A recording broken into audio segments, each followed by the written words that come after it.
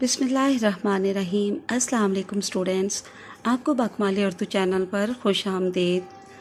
Students, हम जमात ताहुम की उर्दू की दरसी किताब में से हिस्सा गज़ल पढ़ रहे हैं। इस सिलसिले की हमने पहली 2 गज़लियात की मुकम्मल तशरीह और मुकम्मल नोट्स पढ़ लिए हैं। आज हमारे पास गज़ल नंबर 3 है जो कि फ़िराक गोरखपुरी की है। और यहाँ पे आप शायर फ़िराक गोरखपुरी की तारीख़ पैदाइश, तारीख़ वफ़ात देख लीजिए। इनके हालात ज़िंदगी भी ज़रूर पढ़िए।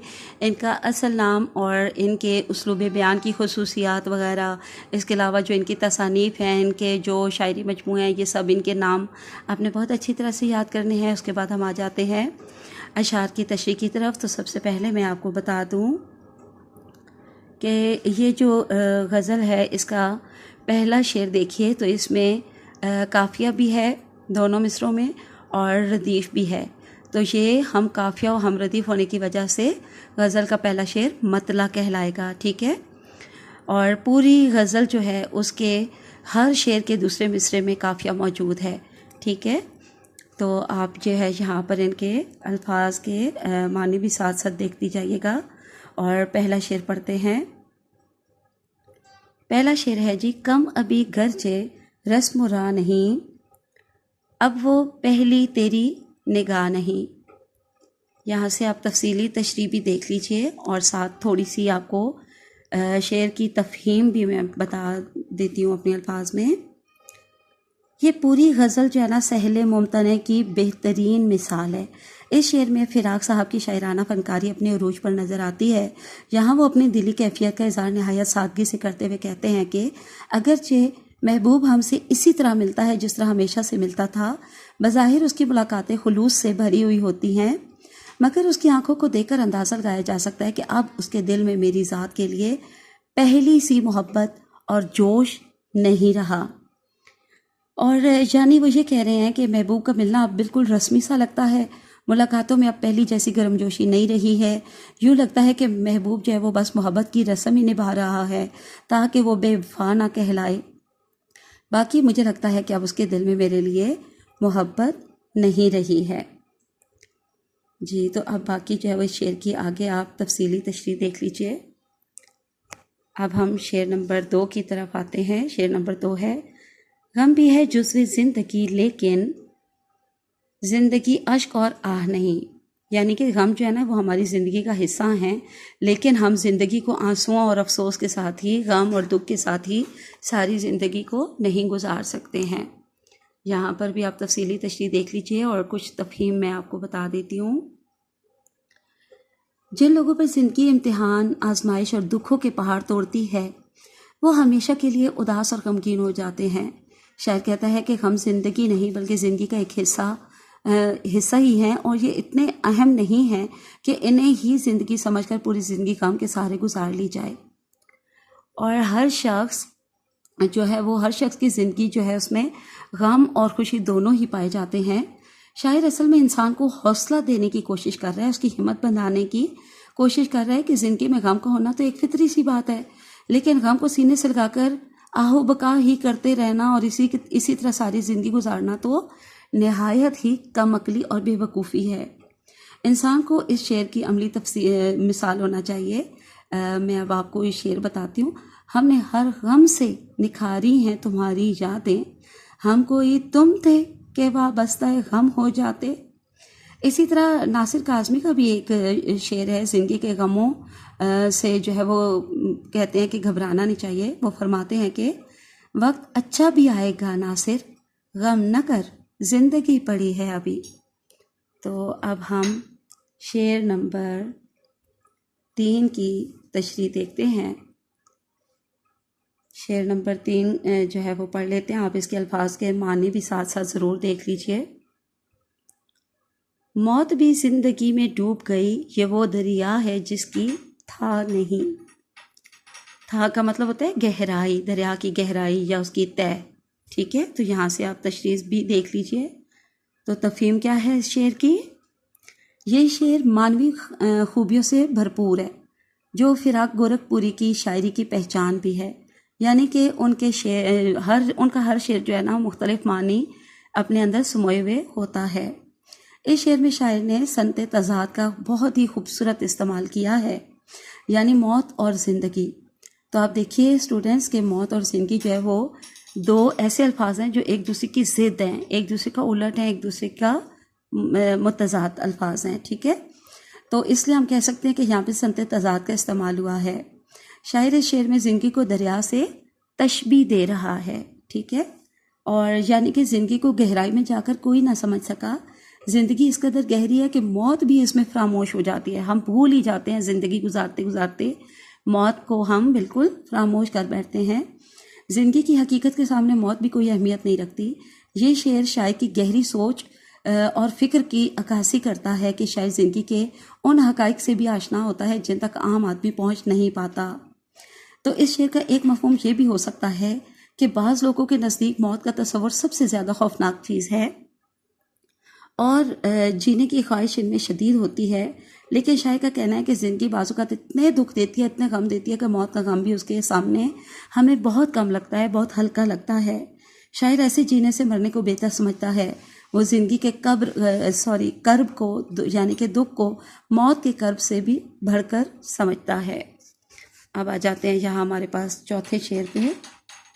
تو چوتھے شعر کے آپ الفاظ معنی بھی ساتھ دیکھ لیجئے، اور یہاں پہ ہمارے پاس تھوڑی سی یہاں تشریح بھی ہے، یہ بھی ضرور پڑھ لیجئے گا.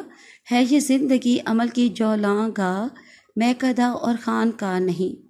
جولاں گاہ کا معنی ہوتا ہے میدان عمل، اور میکدہ شراب خانے کو کہتے ہیں. خان کا جو ہے وہ درویشوں کی عبادت کا یا درویشوں کا مزار جو ہوتا ہے اسے کہا جاتا ہے. تو یہاں پر آپ اس کی تفصیلی تشریح نوٹس بک میں دیکھ لیں، بہت اچھی تشریح دی ہوئی ہے یہاں پہ. بہرحال اپنے الفاظ میں بھی اس کی تفہیم بتا دیتی ہوں. شاعر اس شعر میں تخلیق انسانی کا مطلب آسان ترین الفاظ میں سمجھاتے ہوئے کہتے ہیں کہ یہ دنیا تو عمل کا میدان ہے اور عمل سے ہی آخرت کا فیصلہ ہوتا ہے. بقول ایک شاعر کے، عمل سے زندگی بنتی ہے جنت بھی جہنم بھی، یہ خاکی اپنی فطرت میں نہ نوری ہے نہ ناری ہے. فراق فرماتے ہیں کہ دنیا تسلسل عمل سے عبارت ہے، یعنی مسلسل عمل کا نام ہے یہ دنیا اور یہ زندگی. کوئی بھی انعام، کوئی بھی اجر، کوئی بھی جزا بغیر عمل کے ممکن نہیں ہے. ہر راحت اور سہولت کوشش سے وابستہ ہے. یہ میکدہ اور خانقاہ دونوں ہی زندگی میں جمود یعنی کہ ٹھہراؤ کے استعارے ہیں.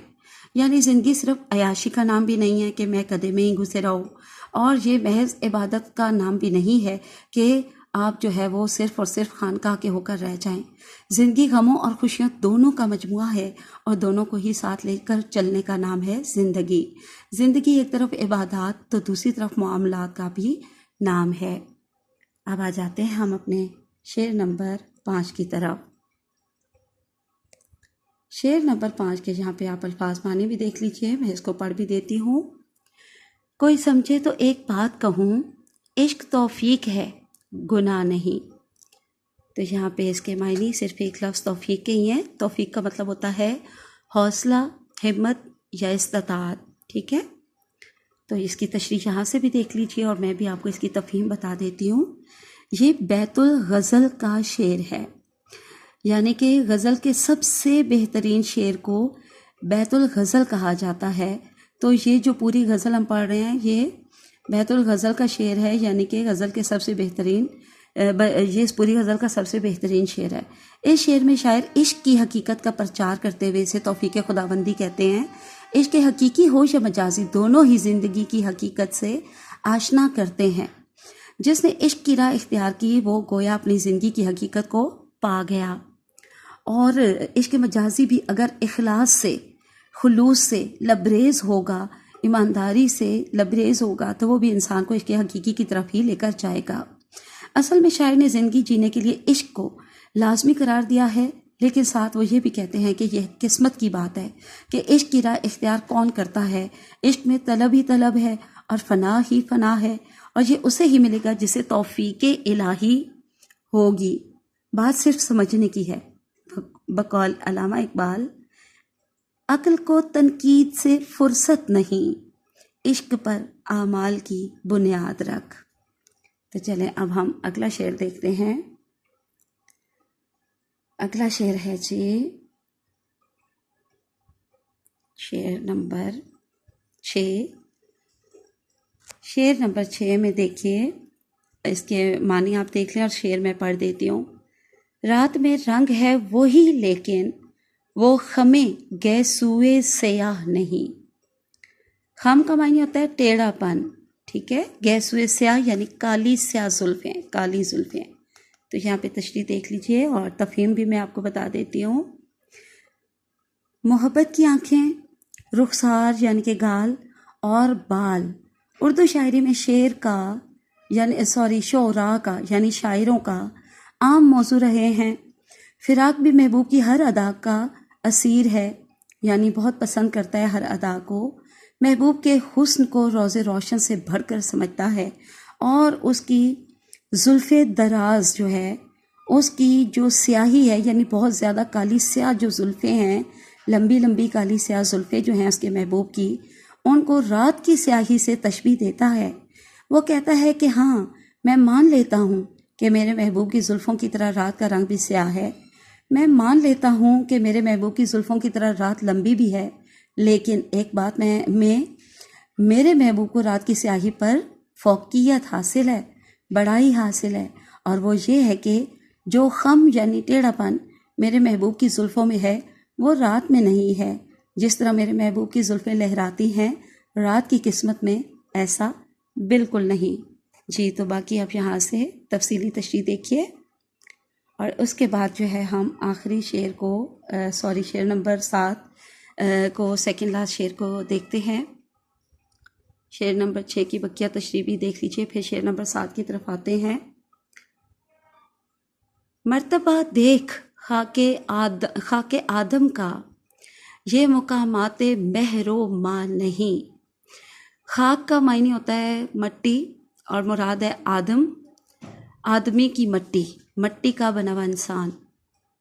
مہر و ماں کا معنی دیکھیں تو مہر سورج کو کہتے ہیں اور ماس چاند کو، یعنی سورج اور چاند۔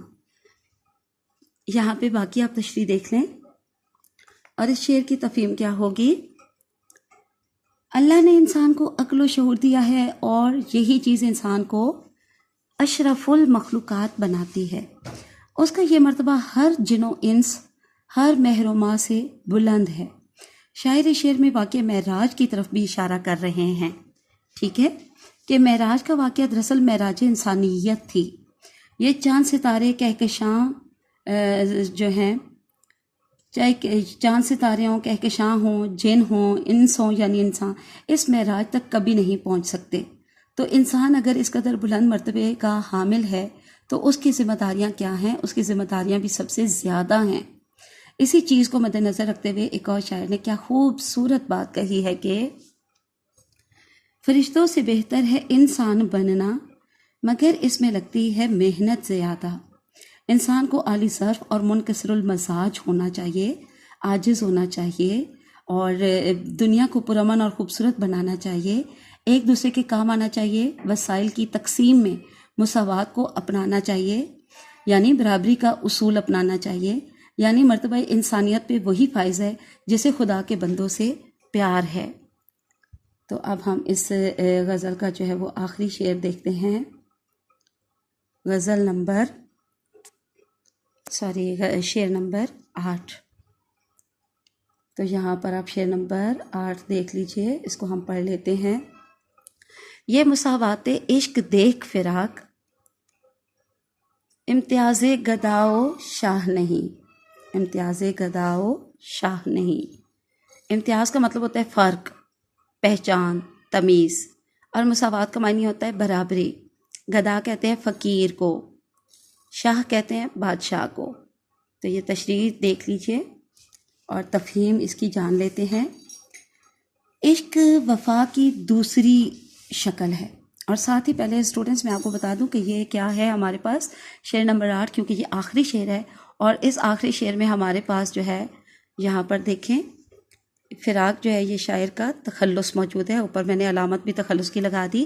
تو یہ آخری شعر بھی ہے اور اس میں تخلص بھی ہے، تو یہ مقطع ہے، یہ ضرور یاد رکھ لیجیے گا، کیونکہ مقطع کی دونوں شرائط پہ یہ شعر پورا ہوتا رہا ہے کہ یہ آخری بھی ہے اور اس میں تخلص بھی موجود ہے شاعر کا، تو یہ اس لیے مقطع کہلائے گا۔ تو اس میں اس کی تفہیم کیا ہوگی؟ عشق وفا کی دوسری شکل ہے، یہ ایک ایسی سچائی ہے جسے امیر سے غریب، بادشاہ سے فقیر کوئی بھی اپنا سکتا ہے، اس پہ کسی کی بھی اجارہ داری نہیں ہے۔ عشق میں مساوات ہی مساوات یعنی برابری ہی برابری ہے۔ بقول مولانا حالی، کیس ہو کوہ کن ہو کے حالی، عاشقی کچھ کسی کی ذات نہیں۔ اسی بات کو فیض احمد فیض نے بھی اپنے انداز میں بیان کیا ہے۔ وہ کہتے ہیں، اسی بات کو جو ہے وہ فیض صاحب اس طرح کہتے ہیں، میدان وفا دربار نہیں، یا نام و نسب کی پوچھ کہاں، عاشق تو کسی کا نام نہیں، کچھ عشق کسی کی ذات نہیں۔ غزل کے اس مقطع میں شاعر نے صنعت تضاد کے استعمال سے عشق کی حقیقت کو بیان کیا ہے کہ عشق میں کسی کا خاندان یا حسب و نسب نہیں دیکھا جاتا، عشق میں ذات پات نہیں دیکھی جاتی، عشق میں خلوص، جذبہ اور وفا، ایمانداری وغیرہ دیکھی جاتی ہے جو کسی میں بھی ہو سکتی ہے۔ تو یہ آپ یہاں پہ ساری اس کی تشریح دیکھیے آپ نے، اور کچھ بقیہ جو ہے وہ اگلے صفحہ پر ہے، تو یہ آپ ضرور تفصیلی تشریح دیکھ لیجئے۔ میری بتائی گئی تفہیم کے ساتھ آپ نے یہ تشریح بھی یاد کرنی ہے۔ اس میں بہت سارے مماثل اشعار بھی دیے گئے ہیں، کچھ میں نے بھی تفہیم میں بتائے ہیں، تو آپ نے بہت اچھی تشریح تیار کرنی ہے۔ آگے مشقی سوالوں کے جواب دیکھ لیجئے۔ ثنائے اور بدائے یہ بہت ہی امپورٹنٹ ہیں، آپ کو تمام صنعتیں اچھی طرح سے یاد ہونی چاہیے۔ صنعت حسن تعلیل، تعلیل کا لفظ علت سے نکلا ہے، علت کا معنی ہوتا ہے وجہ۔ کلام میں حسن پیدا کرنے کے لیے کسی بات کی کوئی ایسی وجہ بیان کرنا جو حقیقت میں نہ ہو، صنعت حسن و تعلیل کہلاتا ہے۔ باقی یہ شعری مثال اور یہ اس کی وضاحت بہت اچھی طرح سے یہاں بیان کی گئی ہے آسان الفاظ میں، تو یہ ضرور یاد کر لیجئے گا۔ آگے آ جاتے ہیں، یہاں پہ ہے صنعت مرات النظیر۔ نظیر کا مطلب ہوتا ہے مثال، ٹھیک ہے، بہت سارے ایسے متعدد الفاظ لے کر آنا کلام میں، یا مثالیں لے کر آنا جن کی آپس میں کوئی نہ کوئی نسبت ہو، تعلق ہو، لیکن وہ باہم آپس میں متضاد بالکل نہ ہوں، ٹھیک ہے، تو وہ صنعت مرات النظیر کہلاتے ہیں۔ اب شعری مثال اور اس کی وضاحت بھی ضرور دیکھ لیجئے۔ اب آگے دیکھیے، صنعت لف و نشر۔ تو لف کا مطلب ہوتا ہے کہ کم کرنا، سمیٹنا، جبکہ نشر اس کا الٹ ہے، اس کا مطلب ہوتا ہے نشر کر دینا، پھیلا دینا۔ کلام میں ایک بات کو سمیٹنا لف کہلاتا ہے، جبکہ اس بات کو پھیلا دینا نشر کہلاتا ہے۔ یعنی پہلے چند چیزوں کا ذکر کر کے ان کی مناسبت اور متعلقات کا ذکر کرنا صنعت لف و نشر کہلاتا ہے۔ اب یہاں جو ہے وہ شعری مثال اور اس کی وضاحت بہت آسان الفاظ میں ہے، آپ ایک بار خود اچھے سے سمجھ کے پڑھیں گے تو یہ یاد ہو جائے گی۔ بہت جو ہے وہ لمبی ہوتی جا رہی ہے ویڈیو، تو اس لیے مزید وضاحت نہیں کر سکتی۔ آگے سرگرمی میں دیے گئے یہ دیکھیے، تشبیہ، استعارہ، کنایہ، مجاز مرسل کی نشاندہی، تو یہ سارا یہاں پہ موجود ہے۔ بہت ہی اچھی جو ہے یہ نوٹس بک ہے، اس میں تفصیلی اور وضاحت کے ساتھ ہر چیز بتائی ہے، تو آپ نے اچھی طرح سے یہاں سے یاد کر لینا ہے۔ آگے آ جائیں تو یہاں پر وہ سوال کا جواب مکمل ہو رہا ہے، اور اس کے بعد تفہیم اشعار ہے۔ تفہیم اشعار بہت اچھی طرح سمجھ کر ان اشعار سے ریلیونٹ جو جوابات ہیں بہت اچھی طرح سے آپ نے سوال کو سمجھتے ہوئے اس کے جواب کو یاد کرنا ہے۔ انہی میں سے ہی زیادہ تر مشقی سوال جواب سے اور یہاں پر دیے گئے تفہیم اشعار میں سے ہی زیادہ تر آپ کے بورڈ کے پیپر میں جو تفہیم اشعار آتی ہے اس میں شامل ہوتے ہیں۔ تو چلیں آج کے لیے اتنا کافی ہے، کل انشاءاللہ آخری غزل پڑھیں گے۔ آج اجازت دیجیے، اللہ حافظ، فی امان اللہ۔